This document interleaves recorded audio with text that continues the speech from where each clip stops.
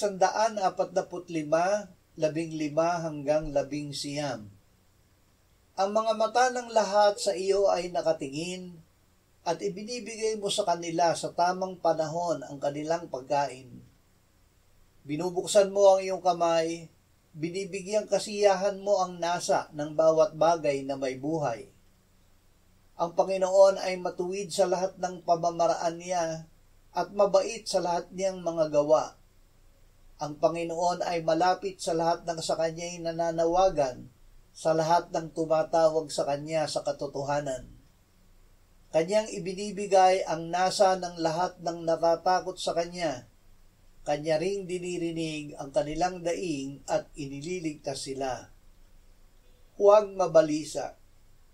Tinutugon ng Diyos ang ating pangangailangan sa pagkain, inumin at darabtin.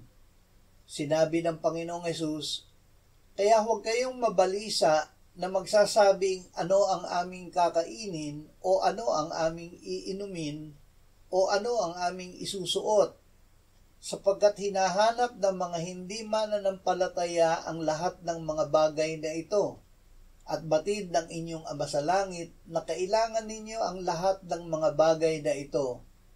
Ngunit hanapin muna ninyo ang Kanyang kaharian at ang Kanyang katuwiran, at ang lahat ng mga bagay na ito ay pawang idaragdag sa inyo.